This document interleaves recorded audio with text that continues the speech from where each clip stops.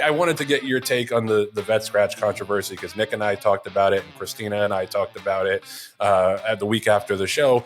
After the Breeders' Cup, rather, but it really has not gone away. David and Gordo had a Q&A in the TDN this week where he kind of expounded on it. And it's an interesting read, because he is part of like the HISA ADMC committee that's in charge of making these rules. And just to be clear, like, HISA did not scratch these horses at the Breeders' Cup. Like, I see a lot of misinformation on Twitter. It's shocking that everyone's like, oh, HISA's out of control, these scratches at the Breeders'. HISA has nothing to do with that shit. That is the Breeders' Cup and the Del Mar veterinarians who were working on that. And my take when we talked about it a couple weeks ago was that, if you're going to throw around all these conspiracy theories, you better have some evidence to back it up. Because the idea, like, what... Unless they are so concerned about Bob Baffert winning the fucking dirt mile, why would anybody have any reason to scratch these horses? It's not good for anybody. It's not good for handle. It's not good for the attention on these horses. It's not good just in general as the amount of vet scratches. And I'm not saying that this is something I believe, but it could give off the impression that people are trying to run hurt horses in the Breeders' Cup, the more vet scratches there are. So it's not good for perception. It's not good for handle. It's not good for the betting, for the entertainment level, entertainment product. Like, I'm stunned that so many people decide to go down the conspiracy rabbit hole about this. But you tell me what you think, John. Well, it doesn't surprise me that people go down the conspiracy rabbit hole, because they people love that shit. They love to drum up the idea that everything's against the man, and that poor fill in the blank doesn't have a chance because a government coming in and telling them what they can and can't do, and you can't take my horses out of a race, and you can't take my guns, blah blah blah. Anyway, that's a whole different. Well, it's the same vein. It really is in the same vein. But I actually sat on a call for an hour and 20 minutes on a HISA call, and Dr. Jeff Blea came out, and he's in charge of the protocols on when it comes to the vet work, and he explained it so a 5-year-old like me could understand it. Okay.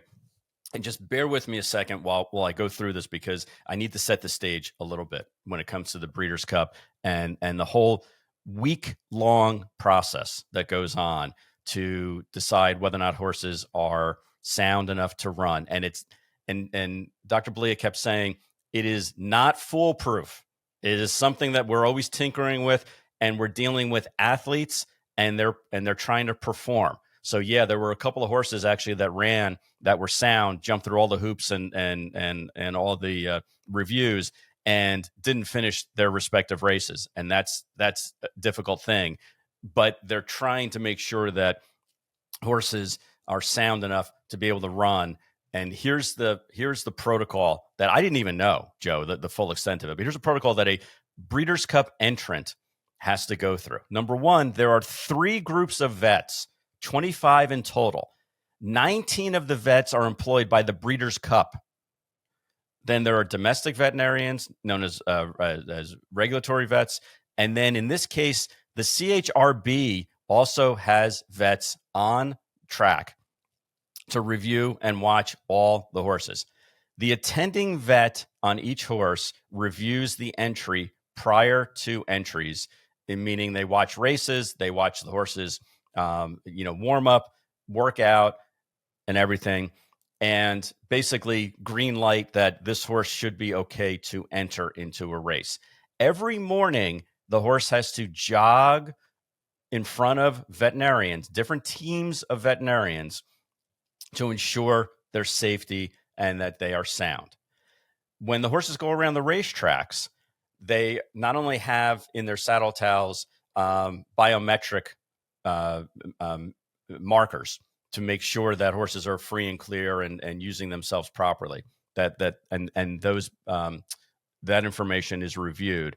But there's a veterinarian at the 7/8 pole and at the 3/8 pole, and they are videotaping the horses as they go by, and they're watching live, and they're also watching in slow-mo on the videos. There's at least one stall review exam during the window from the time the horses are entered on that Monday until they run on that Friday or Saturday. A new protocol this year was that they actually put stethoscopes on the horse and listen to their heart rate listening for arrhythmias and or murmurs. And if they feel like there's something irregular, then they could go to an EKG imaging scenario if they want to. But that's not that hadn't happened this year. But that was a new protocol this year because they want to make sure that other than the eyeball tests and everything we're talking about, Joe, they want to make sure that internally there's nothing going on that because of pulmonary issues that a horse could happen. Then one day before the race, a Breeders' Cup vet, a regulatory vet, and a CHRB vet in a team all review the horse and go through all the pre-race protocols to ensure there's a problem. The vets they all meet and compare notes on a daily basis.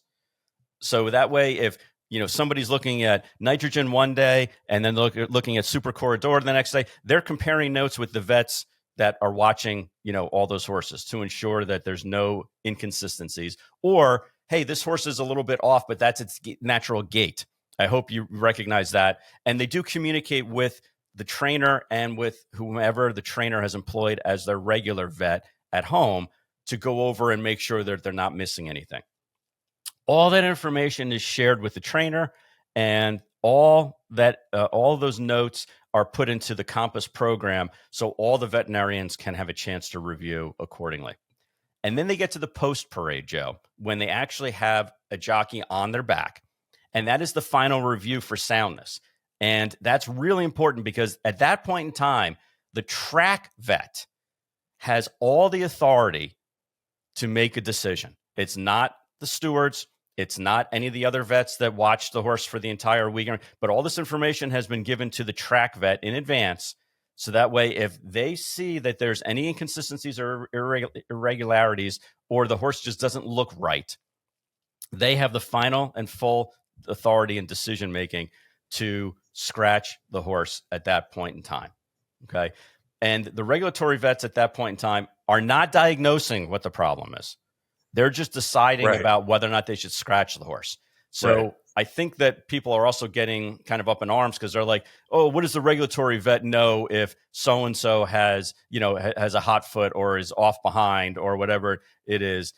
They should, that's not their role. Their role is basically to look at the horse one last time while there's a jockey on their back, while they're in the throes of of the post parade, to make that final decision. So there's so many data points and so many pieces of information that go into this. And a lot of it is to make sure the horse is sound, but also a lot of it is CYA to make sure it's like, hey, maybe I had a bad day when I looked at nitrogen that morning. And here are my notes. And if it's inconsistent with the other 9 or 10 times that the horse was reviewed by different veterinarians, then maybe that's on me. So that way it's kind of a safety net to make sure that it's not like, hey, I didn't have my coffee this morning and I don't like the trainer. So I'm automatically in the back of my mind not going to like the way that his horse is warming up.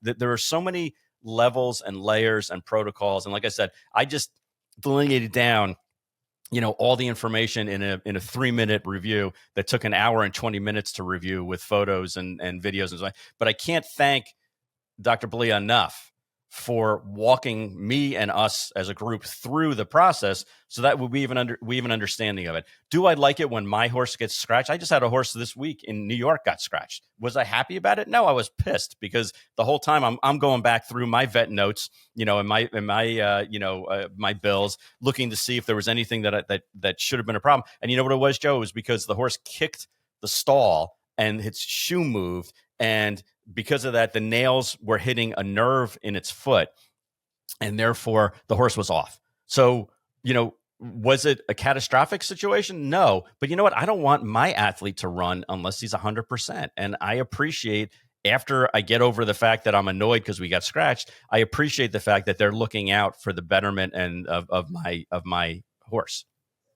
Absolutely. I mean, and that's their job. Like